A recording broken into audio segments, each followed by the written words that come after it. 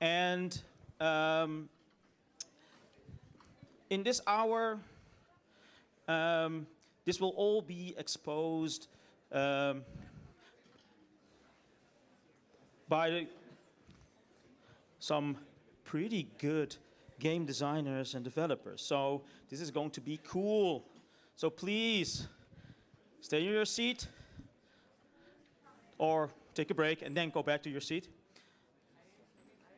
So what's going to be about?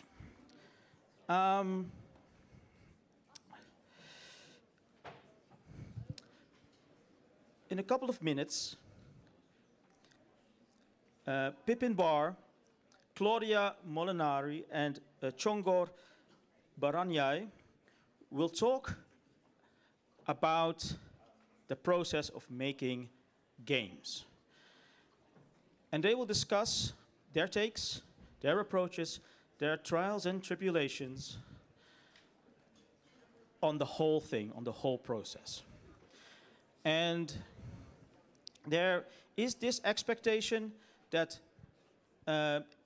you also will be involved. So please, if you have questions, prep them in your head, and they will be answered. That's what they're here to do.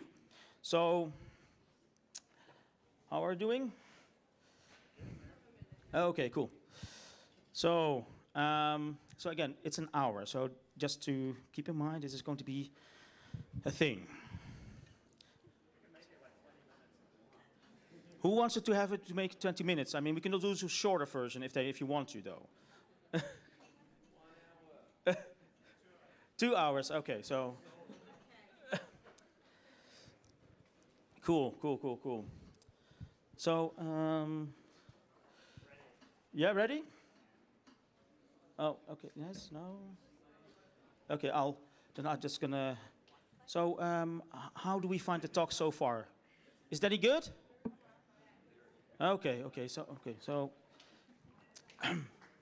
what were your let's say key takeaways from that last talk? Yeah. I actually came in right at the end. So one of my key takeaways was these people seem amazing.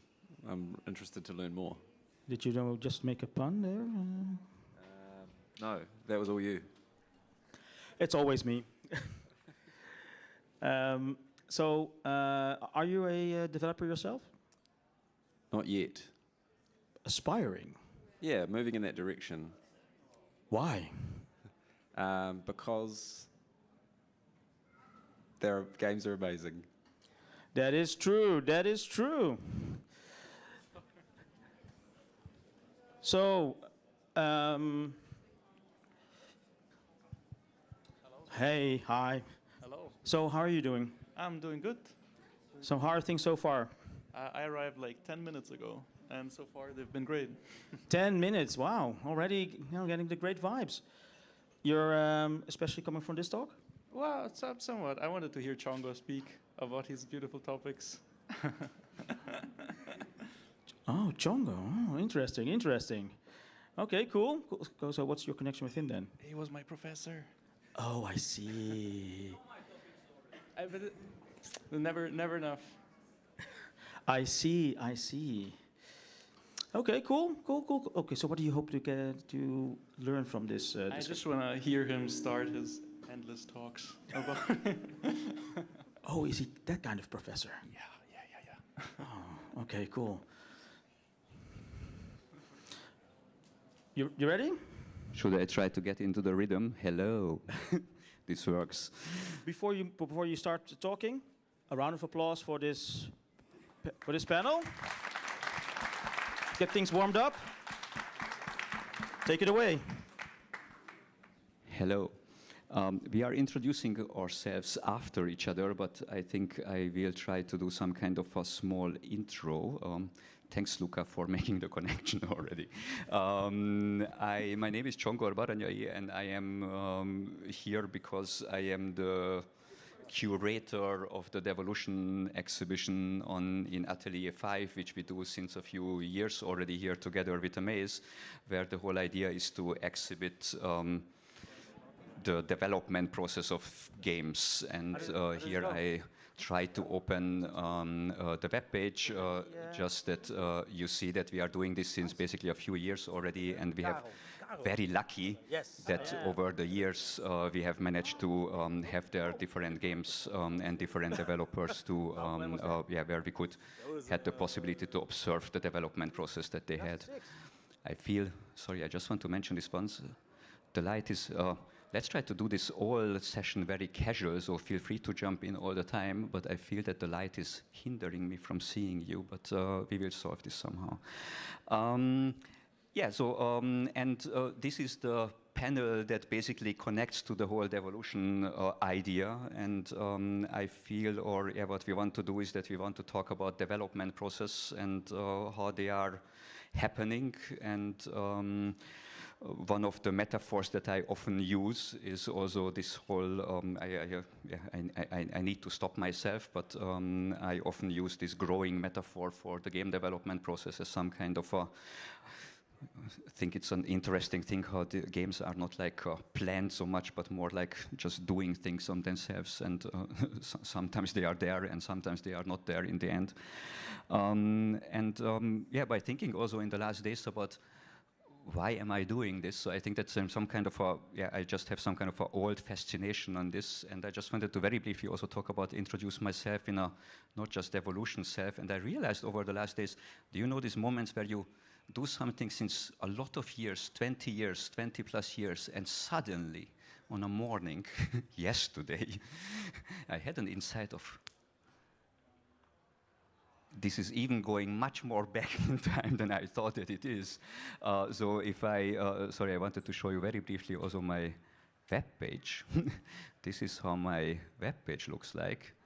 And I just yesterday realized that I am, since 20 years, I am thinking about myself as a process and not as a fixed person. Yeah, so even my vita, I have a background in film, and for a while I thought that this is why I think it's so interesting to see the game development process, because it happens so differently. But yeah, I just think that this is my vita since 25 years already, and I have a background in films. Then I changed to games, and since a few years I am also academic. And just yesterday realized that I am doing this since 25 years. I am always more interested in the process than in the outcome. So also here, we are doing this session, and I'm interested in sitting here. I am not so sure. Let's see what the outcome will be. Should I don't know, we have Claudia? Oh, really? Okay, yeah. Sure. Is this thing on? Ooh, it is on. Hey. Can I have the HDMI cable? We're going to share the HDMI cable. You're going to witness the process of giving a talk. 1 second.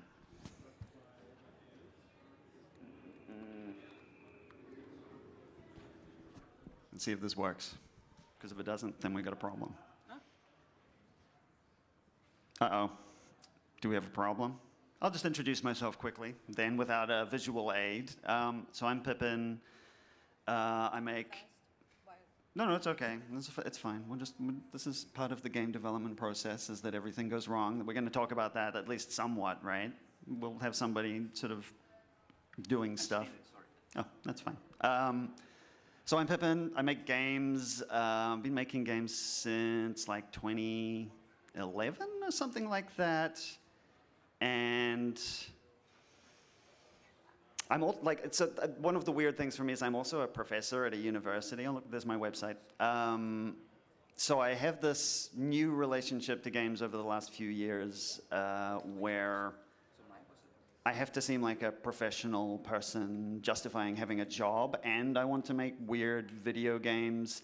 And so that's really fed a lot into me listening to this conversation at the same time, me spending a lot of time thinking about process and how important it is, and how in the end, I don't know if this is true for anybody else, and it sounds a little bit too much like a friends you made along the way statement, but the process is kind of everything with a game. It's the thing that nobody else kind of gets to see. It's kind of almost intimate in a way. It's very, very special to work on a game and have the thoughts that you have when you work on a game, but when you let it out into the world, that stuff's invisible.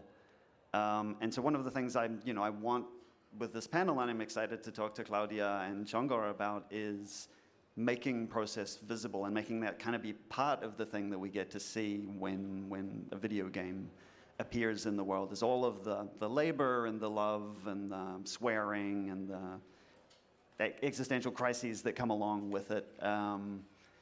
So that's kind of my angle. I'm going to hand it over to Claudia, who's watching a traffic video while I was looking at a screen just then,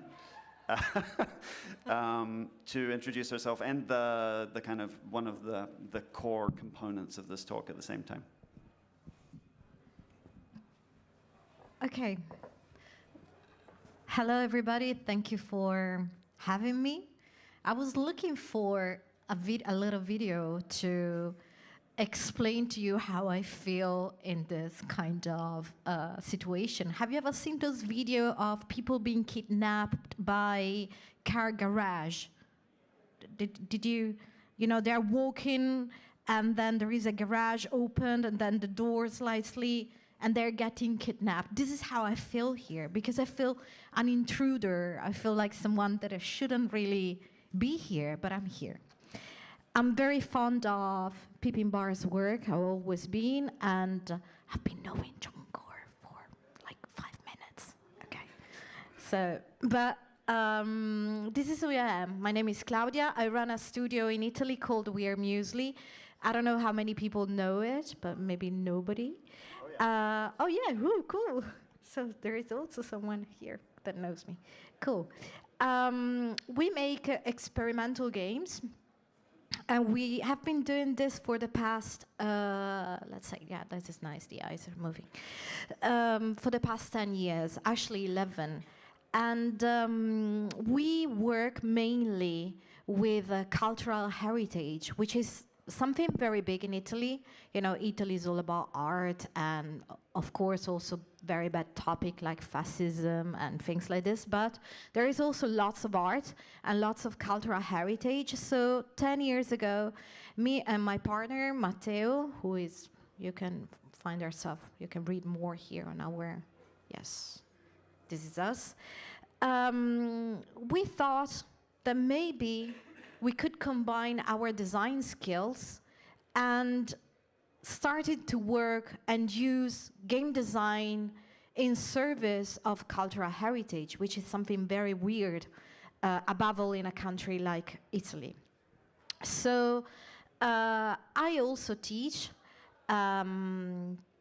also because we believe, and I talk about with a we, because we believe that game design could be a powerful tool to promote, in a way, good values. So my life before gaming was being like a traditional designer. I worked like in communication, graphic, fashion for almost 10 years, and I switched into games 10 years ago. So I don't think I have more to say, but, oh yeah, the manifesto.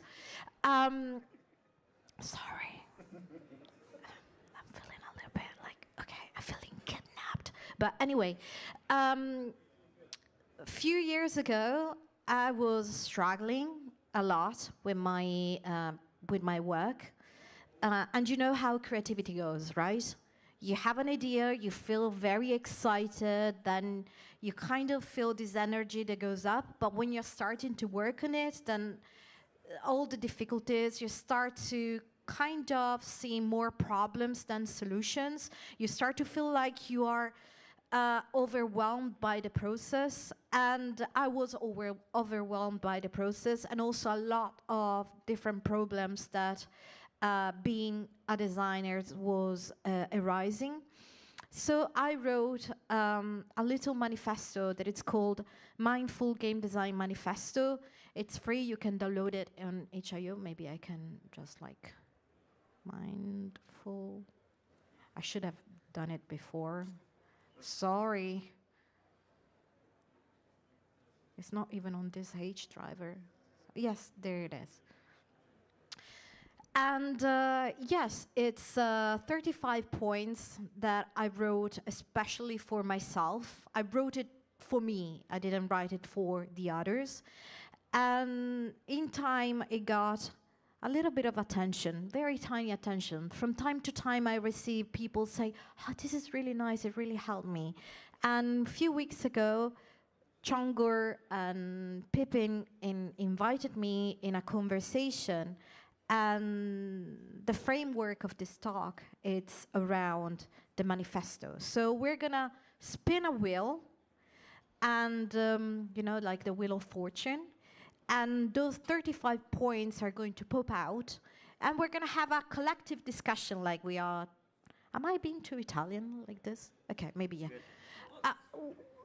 So we are gonna give some answers, but it would be nice to have you guys on board and making this more like a family chat in a very big table of food. And this is so Italian. That's it. That's it. Me. Maybe before we spin the wheel, I would like to have one small moment of fanboying. I'm sorry to do this, but I would like to do this once. No, because I think that's why this panel is so special for me, is because I feel that I am doing this whole devolution idea since, I don't know, almost 10 years right now, and I feel that in his last book, Pippin has basically written the introductory chapter to Devolution in the book The Stuff That Games Are Made Of, and I feel that the manifesto that we have here is a devolution manifesto. So I don't know how this could come back together in a better way, so thanks for sharing this stage with me.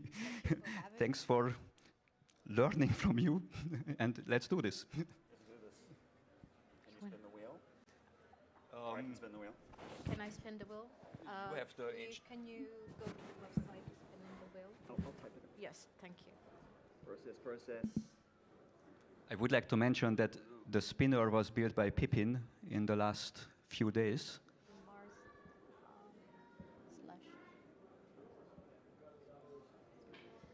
Have I done okay? Oh no, look, I can't spell my own name.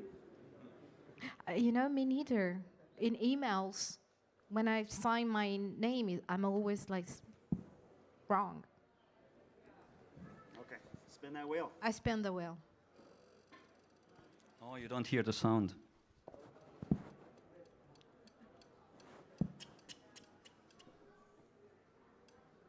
Okay. Okay. Design the condition to enjoy the process.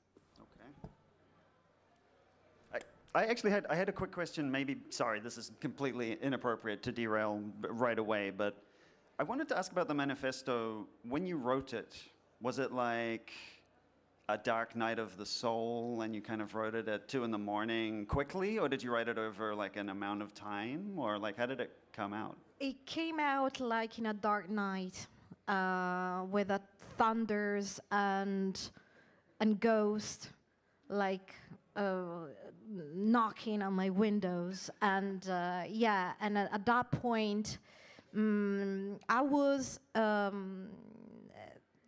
very bad. I was feeling very bad because we lost a funding.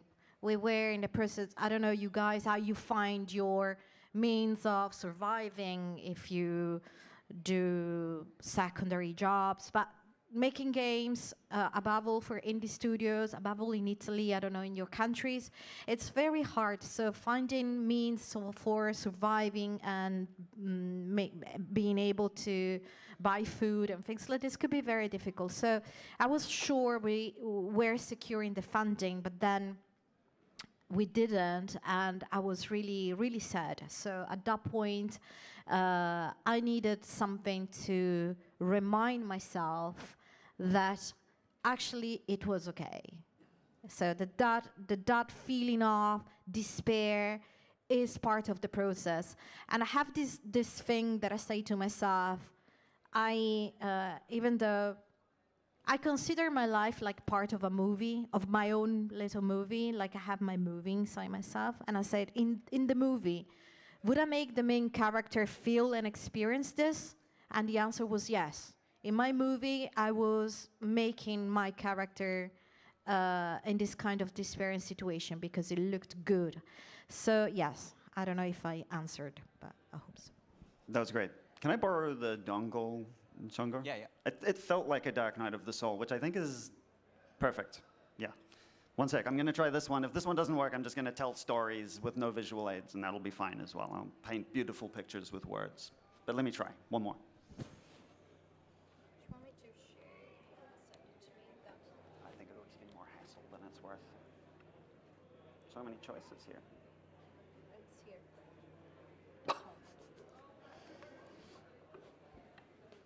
No, that looks promising. Yay! Oh my God, a screen. This is the pinnacle of my career right now. Thank you, thank you.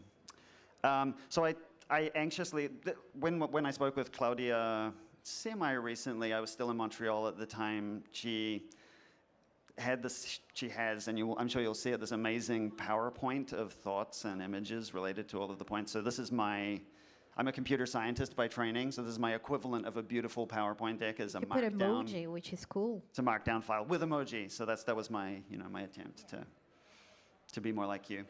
So the thing that I thought about with this thing of designing the conditions, there are lots of things like having food is a good condition for enjoying the process as well. This is a bit more, I don't know, designy oriented than that. But one of the things I personally love, I'm not sure if I should tell everybody that they should also do this, but for me it's always been a thing I return to is repetition. It makes sense that you would keep returning to repetition. So recently I made this game called Snakeists, which is basically exactly the same game that I had made earlier called Snakeisms, except it's ists instead of isms. And I really specifically did that because perhaps like many of you, I wasn't making a game and I felt bad about myself and I was like, I gotta make a game or I'm meaningless. And so I was like, oh, make the same game again, slightly differently, like a sequel effectively, right? But in a good way. And so I think repeating yourself is really good, but then it's also like the thing I was thinking about, because this is one of the things about the manifesto too, is I think these are very positive statements that Claudia has come up with, but they always reflect some kind of potentially negative experience as well that you're sort of fighting against. So sometimes repetition is a terrible idea. I made this game called VR5, which is a sequel to a sequel to a sequel to a sequel. It's a game about shadows, and it was the same idea. I was going to save myself by making a game that's kind of the same as my other games with some inflection. And it was horrible. So that was not good. It was really boring for a really long time. We can talk maybe about getting bored of yourself and your work at some point. But then I reaffirmed, no, actually repeating yourself is good, because I remade a game called Let's Snake Ancient Greek Punishment, which was a repetition of multiple games that I've made. And it kind of oscillates like that. Like, I think it's really hard to design the conditions to enjoy the process. Like, I think it's good to make a sort of good faith effort to do that. But it's still like spinning the wheel of fortune to some extent. I don't know, have you maybe Claudia, since it's your thing, I will ask you, do you have ways that you reliably can enjoy the process? Well, I don't have suggestions, but I can. When I started to work in this field, I knew that probably money was not the thing that with this job I was going to make, because it's very hard to be visible. It's very hard to get a publisher and things like this. So designing the condition to love the job I was doing was the only place where I could take action. It was the only place where I could invest.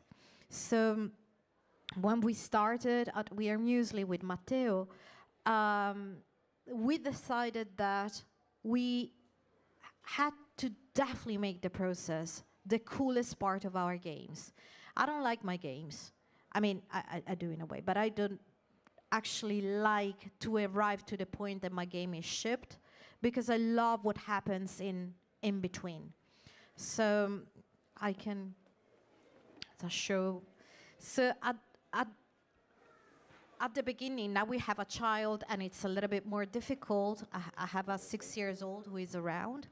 But at the beginning, we were saying, let's travel. Traveling can be our thing. So when in 2015, we released this little ballad, which is called The Great Palermo. It's a 2D Rampai visual novel about food, well, how Italian, about food and transformation.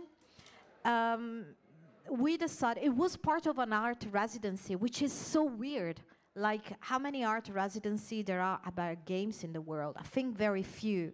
So we managed to get into an art residency in Sicily. So. And this is, for me, is designing the process. This is what it's behind the game, like all the museums that I was able to see, all the art, all the books that we were able to look through, all the food that we ate, of course, and the people that we met. So this is what it means for me, designing the process. The Great Palermo, it's all pink-based as a art direction. And this is because, not because I love a maze, which is pink, or I love pink, but because the city and my way of going around was telling me, oh, pink is the right color that you should make the game with. So this is, for me, what it means. This is how the game look at the end. This is what it means for me, enjoying the process. I don't know if I need the HDMI.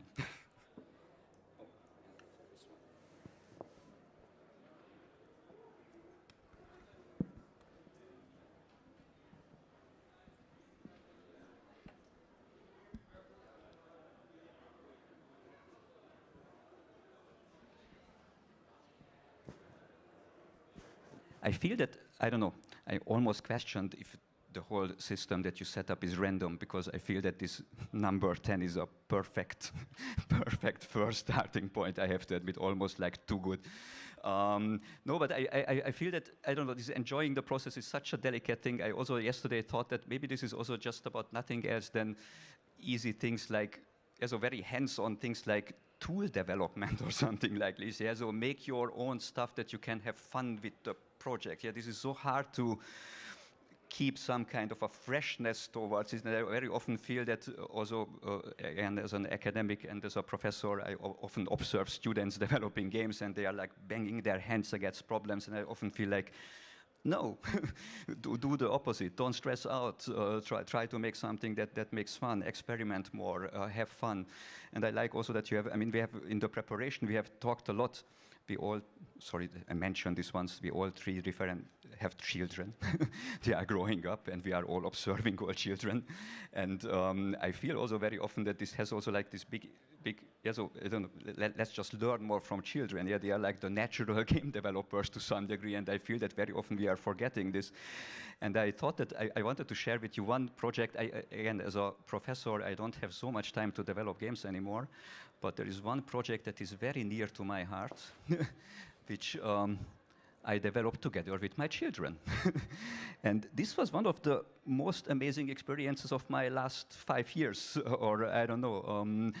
There is nothing that I just did it for nothing else than because it was fun to do it. Yeah, so, and I think also like the main aspect was obviously, yes, developing a Unity game with your children is not easy, because they, just because of facts like that they don't know how Unity works, and you need to offer them the possibility to develop something together with you. So this was also very much about like, to some degree, like developing something that we can have fun together, developing the game. And I remember that, for example, yeah, the game is, sorry, the sound is not on, so it's a interactive book game voiced with my children and me and the whole family. One of the main aspects was to come up with an experimental approach to have fun together, yeah, and then in the end have a game out of it. And I think that yeah, this idea of enjoying the process and be playful with it and just play game development. I often have the feeling that game development should be something that we play the development process and not. Yeah, so it should. I know it's hard, and I'm here in the privileged position of being a professor, but I would like to see game development not as work, but as a playful process itself. And I think that if we can manage to do this, then the process is enjoyable in itself, and then we don't. Then. Sorry, what is here coming up? No, let's ignore this. Yeah. Should we spin the wheel? Yeah, let's spin the wheel. Do you want to spin the wheel?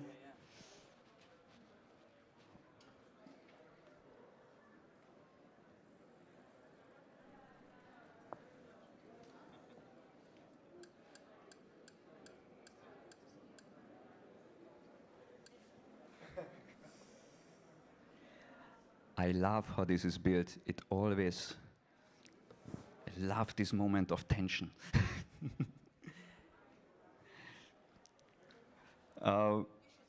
Yeah, I can. I like a lot. I mean, this is one of the Claudia has written in the manifesto some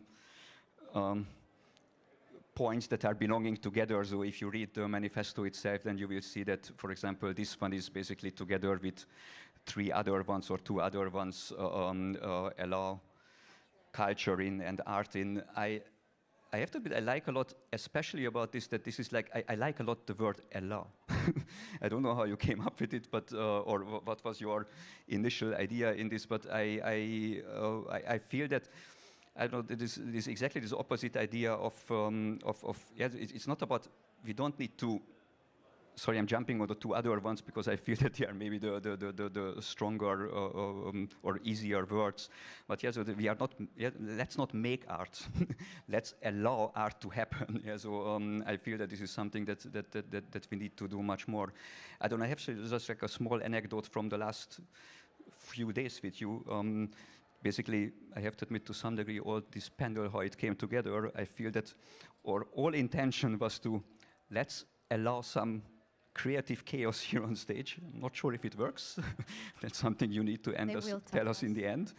But the idea was to, yeah, so to allow things to happen, to allow learning to happen on stage, to allow things and not there's some kind of I think it's so hard to do to let things go. Yeah, so I think in this allow is something also implied that is not about control. Yeah, very much. I think game designers, in the initial idea, there is some kind of that you have a full control over something. Yeah, that you want to design something in the sense of that your intention is basically 100% happening as you plan it to happen. And I think it's so important to acknowledge, especially for games where all these emergent things can happen and multiplayer and people are playing with your games in unintended ways. It's so important to take it in a more easygoing way and allow things to happen and not make them. I've got something I could add to this. I don't know if this is going to be appropriate, to be honest, but cover your eyes if you're under 18. By the way, this is the pilot format for something that can be handled with switches next time. So I was making this game called It Is As If You Were Making Love, which is a game about kind of an erotic experience with your computer. And so it's like a slider, right? You slide it. And one of the things, so this seemed very natural to me when I was beginning work on it. It seemed like a good erotic kind of thing. But this is many iterations in, so I was pretty happy with this as a representation. You can actually play this in the exhibition thing on the kind of the walkway above the green area. But I showed it to my mother because I show these things to my parents. They're kind of the main people that I get to look at my work, and she was like, "It's pretty penis-y." And it hadn't occurred to me that this vertical kind of shape, numbered 0 at the bottom to 10 at the top, there's all of these kind of weird things going on there that make it very penis-y. So in this instance, the knowledge is like, sometimes it's a really good idea to, I mean, playtesting is a real thing, right? And I try and avoid it as much as I can, but My parents are the one exception. And so I completely changed the game because of that advice. So the slide, there's still a slider, but it's sideways now, and it's numbered from the center to -5 and 5 on the other side. So it's sort of a sidewaysy thing, which, I mean, as I'm doing this hand gesture, I mean, like, it's an improvement, but like, I think it's really interesting when you ask somebody else, especially with just a different lived experience, such as your mother, who is like a woman and like encounters these things totally differently. There's a lot to learn from other people just by asking them. And it can be kind of scary to do that, or I find it kind of scary. Maybe not everybody does, but it can be super rewarding and funny, for that matter. It was a funny conversation. Not awkward in the slightest, I assure you. It was fantastic to talk to my mother about penises. Claudia?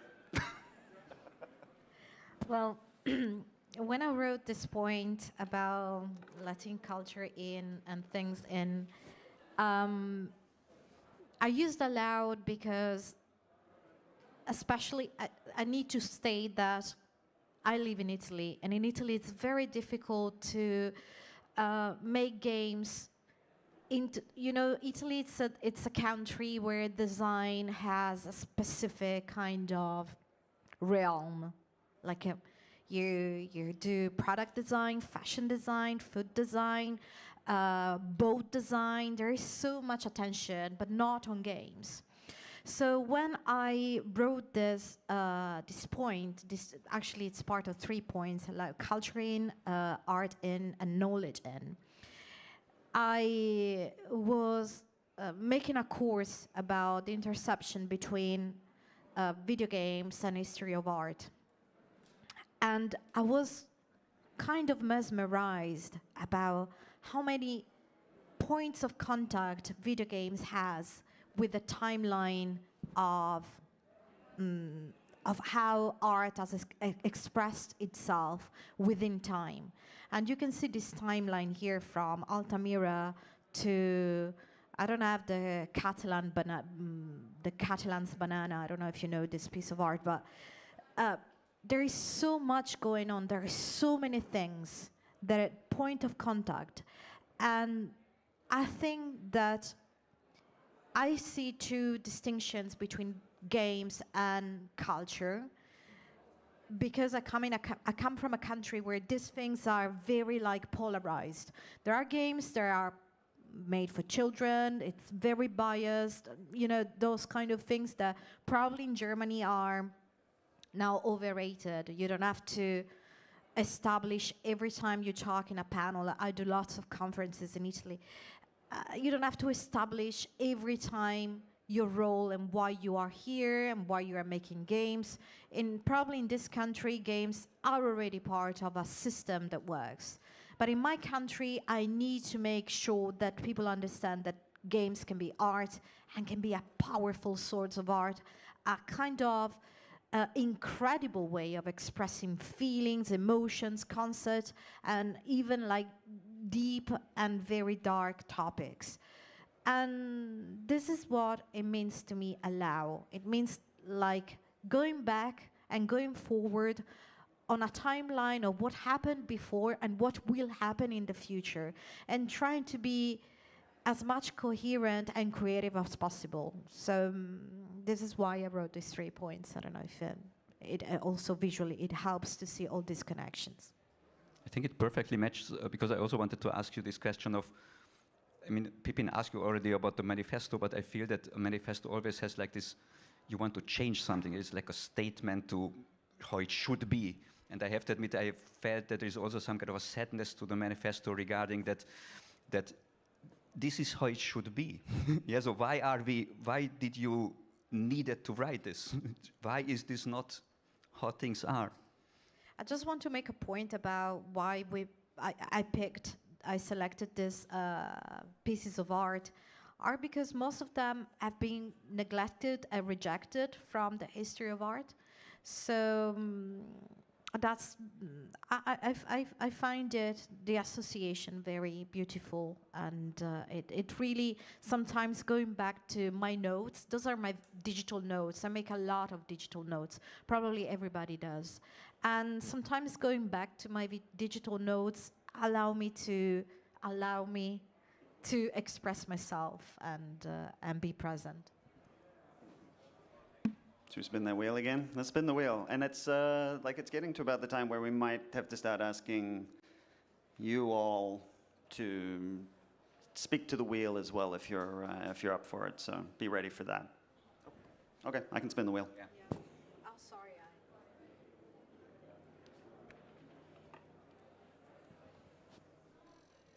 Oh, I spun it before it was even visible. Here we go. All right, all right. What do we want to get? Okay. Oop, okay. Oh, man, that's depressing. Oh. Claudia, come Wow. on. Accept the feelings of hate, failure, anxiety, and despair, and then move on. Let's move on, yeah. I mean, I could just say, yeah, should we just spin that wheel? Yeah, let's spin that wheel. It's too sad. We don't need to talk about the hate and all of that stuff.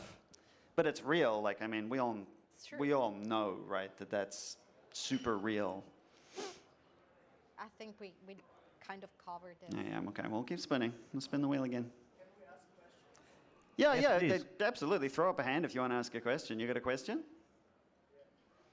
Carl, you anywhere nearby with a microphone? We can give you one of ours. Thanks. Ah, thank you.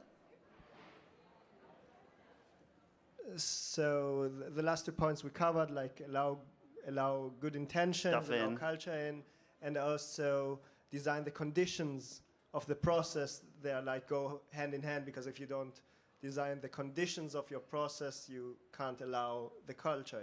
You have to build a door before something can come in. I wanted to ask you all, because you all have widely different careers, and you've done a lot of things. You've done games with Marina Abramovic. You've been in the design industry, the classical design industry, and are now founded a studio, and you've been in the classical or mainstream games industry and are now an educator, and you're also an educator. How did you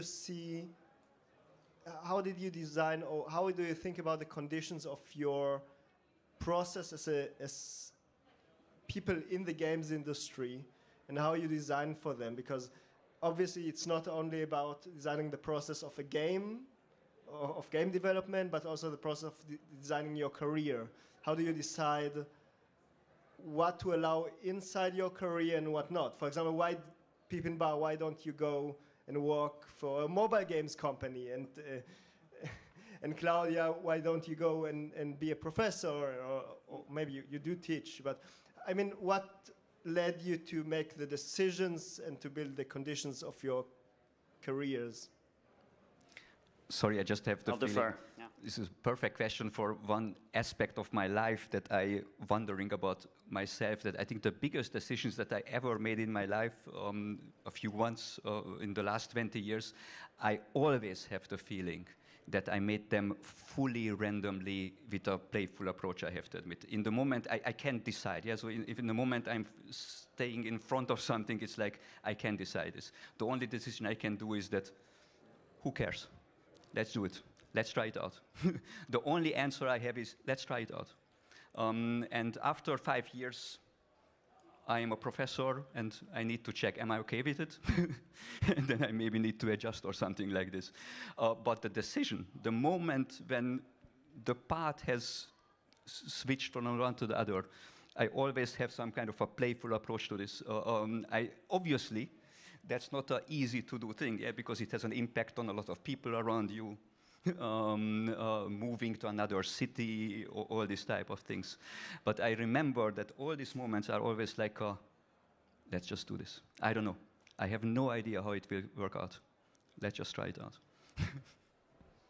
I think there is a degree of serendipity in what you do, because as much as you plan to be a designer, there is also this kind of excitement that sometimes make you take some turns.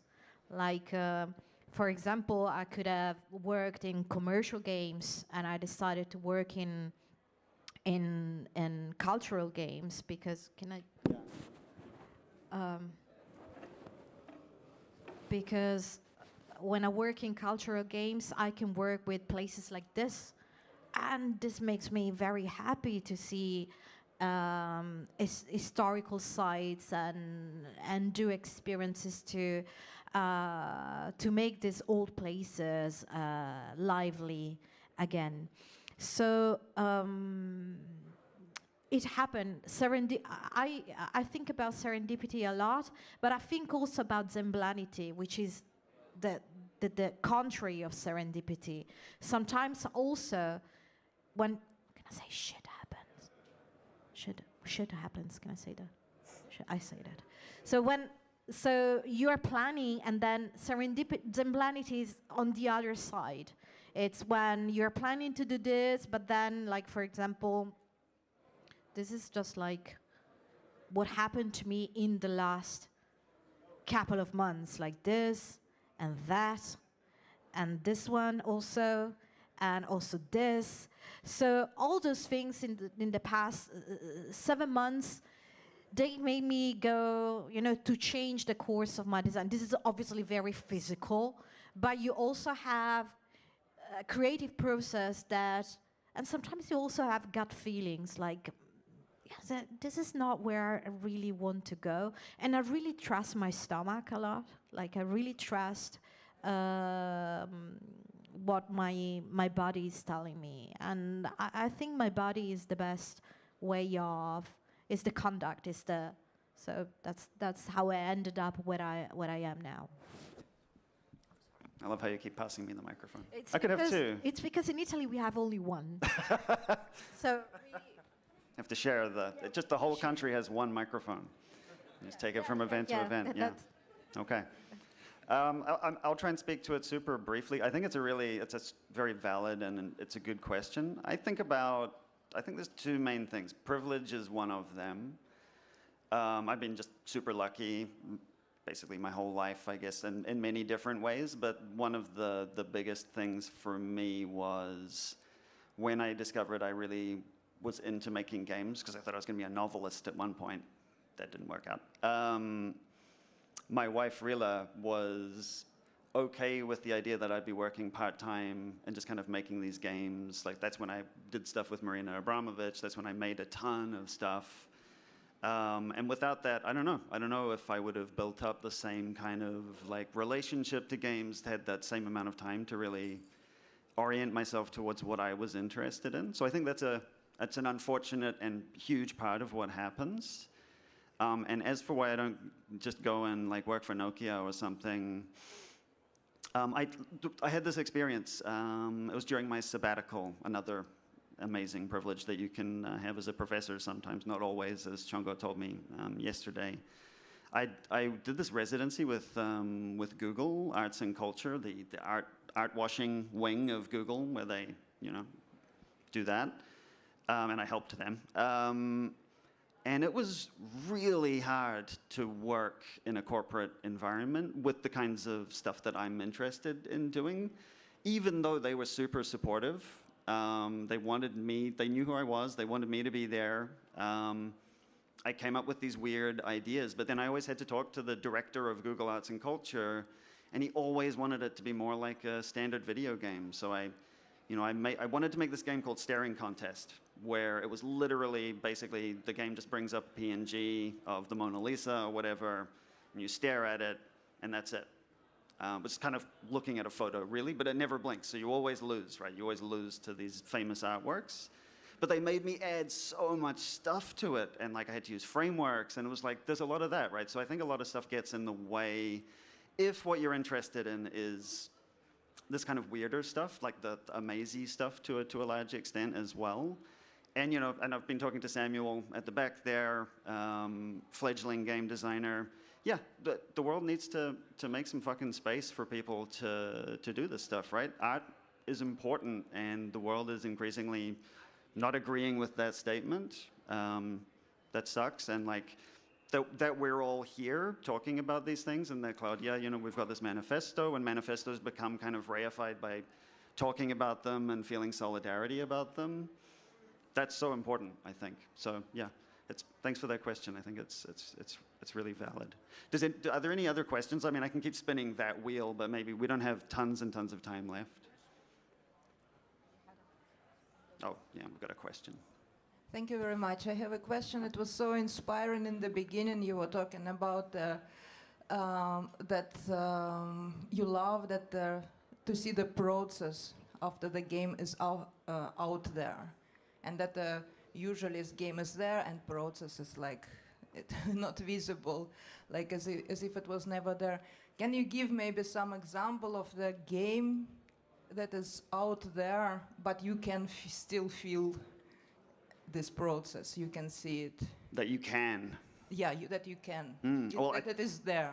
I think this is very much a question for Csongor this is basically what he does. So tell us, Csongor. Like, let me at least say that one of the reasons I feel this way very, very strongly, and it was sort of a life-changing experience, was that the devolution thing that Csongor does. I was at a maze when Superhot, is that 2014? 17, I think. 17, okay, there you go. I'm great with numbers. In 2017 at a maze, they did Superhot, the sort of slow-mo shooty game.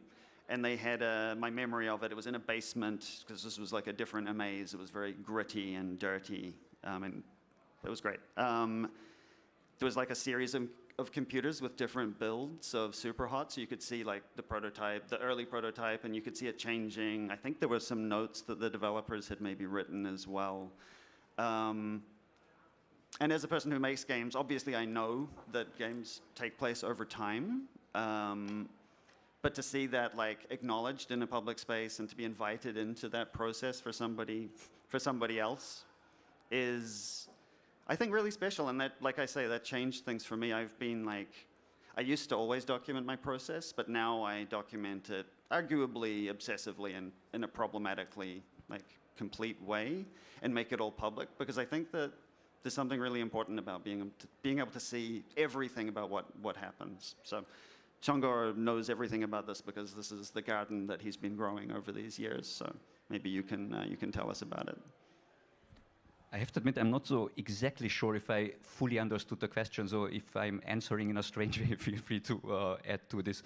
But I feel that, in a strange way, I have the urge to talk about children again, because I think that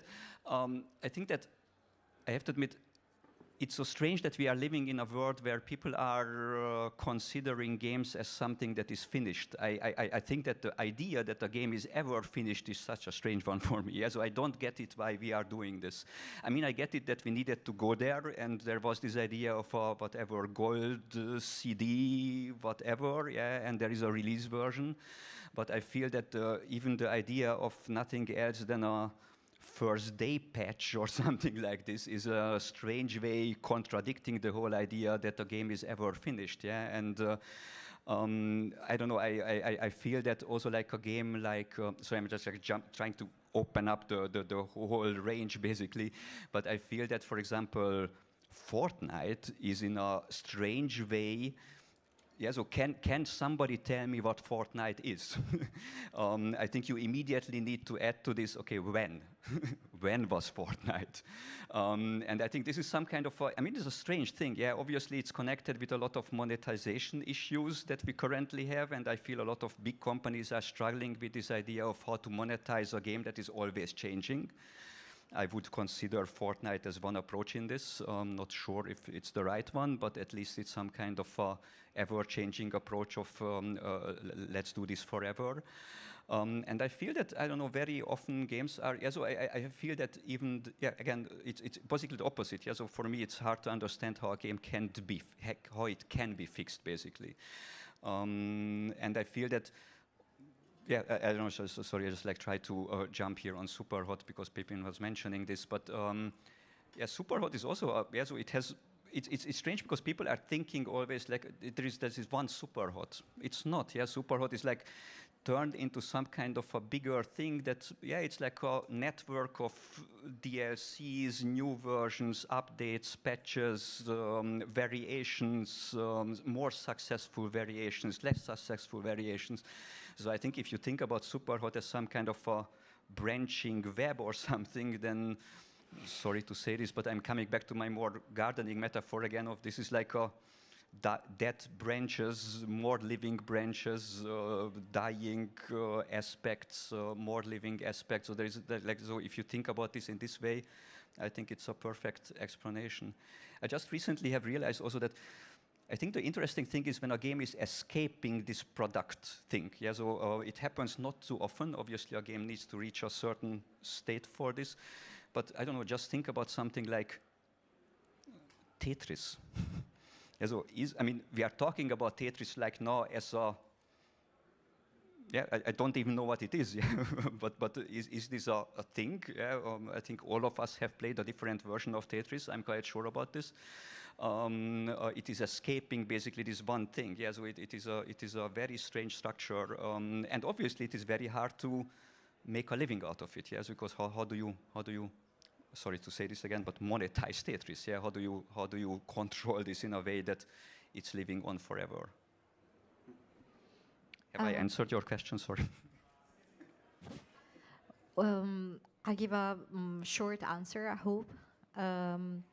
When I started to work in design, I started to work in the analog sector, where things go into the printing process.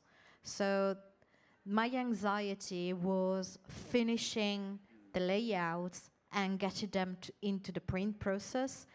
And why I'm talking about anxiety? Because the anxiety was that the printing quantity was very high, and making a mistake was very bad. So arriving to the final part of the designing process, when you say, okay, this is over, and someone had to check it and say, okay, it can go to print, was a very big part. And every time you had that kind of feeling that when you were receiving the things that were printed, you were checking that everything was okay and hoping, crossing fingers that everything was okay. Now with the digital, if I can quickly, with the digital, it seems like you have a never-ending process. Like the digital environment never allows you to have that feeling that the things are finally over, that you have finished, because the digital environment is always changing and always updating. So you never had that. I missed that anxiety, the anxiety of saying, okay, this is done. This is definitely the final version of my design, and this is over. Because with video games, it's never over. We have a game here. It's called In Their Shoes. And it was born a year and a half as a mobile game, vertical layout. It's a chat-based game. We got inspired by chats like Telegram, WhatsApp, and everything. And we worked a lot with this kind of layout. We thought that there was a market, and we went through it. But then after Gamescom last year, we got so many positive feedbacks in terms of art and content and blah blah, but then so negatives about this cannot be sellable, this cannot be this version, this layout. So we spent the last 7 months turning what it was meant to be on a vertical layout into an horizontal layout, and still now I am feeling that it's not over. That maybe in 6 months' time, a new device, a square device, is gonna end up, and now you have to rethink everything into that device. And this feels me like it's a Greek plague, like in ancient Greece, like this kind of sensation. I don't have the English words to say it, but you know those plagues, Greek plagues, like it feels like you are condemned to do and redo things over and over again. I don't know if I explained it correctly, but yeah, exactly. That's what I meant. I see that we are running out of time, so wrap up. We have joked in the beginning that let's see how time goes, but we are there already. So I would like to wrap up things by saying that we have the exhibition in the Atelier 5 about Pippin's games. I'll be there 1 to 3 if you want to visit me and distract me from making my game. And you can see there a lot of struggles that Pippin went through developing the games that are exhibited. And yes, he is on both days also struggling through game development live. So feel free to visit us and see how this happens. I also would like to highlight the tour that we have tomorrow. Tomorrow we have a tour during the exhibition, and we'll talk ourselves through the history of the series. And I also would like to highlight one more thing, because I'm just so incredibly proud of this.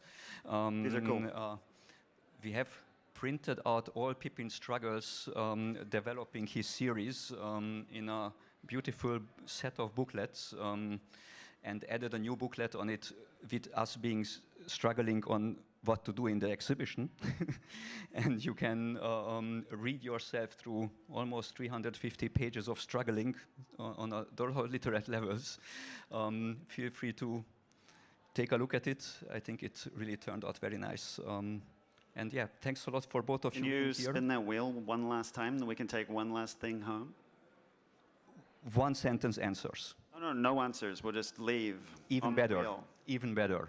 Let's do it. Who has the cable? You have the wheel? Who's got the wheel? You have the wheel. Okay. We'll give the wheel. You've got the wheel, Csongor. We're good. Small talk, small talk, small talk, small talk, small talk, small talk, small talk. Rhubarb, rhubarb, rhubarb, rhubarb. That's the perfect. All right, spin that wheel. Try to make it loud. And then we'll all applaud the manifesto item and calmly leave. Oh.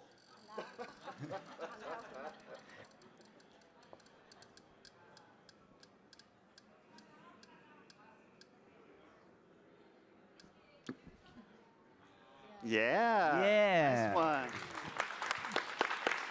Amazing, amazing. Thank you. Thank you for all these incredible insights into the struggles of being a game maker. So, before we close out for lunch break, I am just very curious what you all got out of this session. So, I'm just going to ask you before we go. So, what was your takeaway? I thought it was really inspiring to hear how different your minds work just by looking at how you think in pictures. That's something that's like a present to me. So thank you very much. Amazing. How was this for you? What was your what was the most interesting part of the talk? I mean, in general, the manifesto is very inspiring as well, and also. As an Italian that is about to go back to Italy, like, I have a bunch of anxieties about funding now, but that's a problem of mine. It's a problem for everybody, I can tell you that. So, I will want to thank everybody for coming over here. At 2, we're going to begin the program anew with incredible talks. So come back at 2 and have a good lunch. Thank you very much.